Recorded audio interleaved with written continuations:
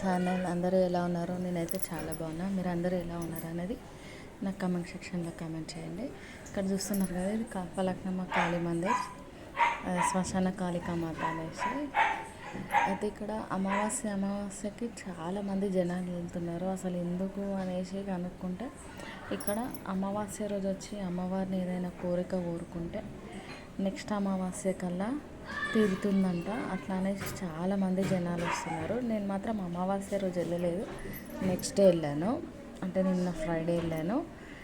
కానీ చాలామంది జనాలు, అసలు ఈ అమ్మని ఏది కోరుకుంటే అది జరుగుతుందంట. నేను వెళ్ళడం అయితే ఫస్ట్ టైము, నిన్ననే వెళ్ళిన.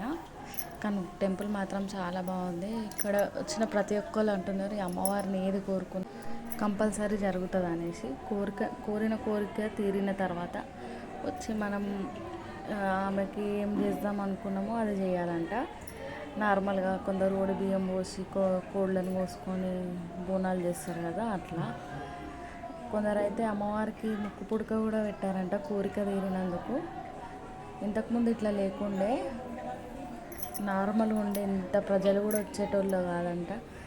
ఈ అమ్మవారి దగ్గరికి ఏమైతే అందరు రావడం స్టార్ట్ చేశారో చాలా నమ్మకం కుదిరిపోయింది అక్కడ. ఈ అమ్మవారి దగ్గర ఏది కోరుకుంటే అది అవుతుంది అనేసి.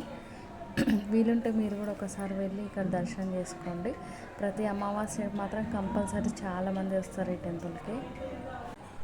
నాకెలా తెలిసిందంటే, ఇక్కడ ఈ అమ్మవారి దగ్గర ఇలా కోరికలు కోరుకుంటే నెరవేరుతాయి అనేసి మా అన్నయ్య వాళ్ళు వెళ్ళారు. మా అన్నయ్య వాళ్ళు వెళ్ళి ఏదో కోరుకున్నారంట. ఈ సండే వెళ్ళి కోరుకున్నారు. నెక్స్ట్ వీక్ వల్ల వాళ్ళ కోరిక తీరిపోయిందంట.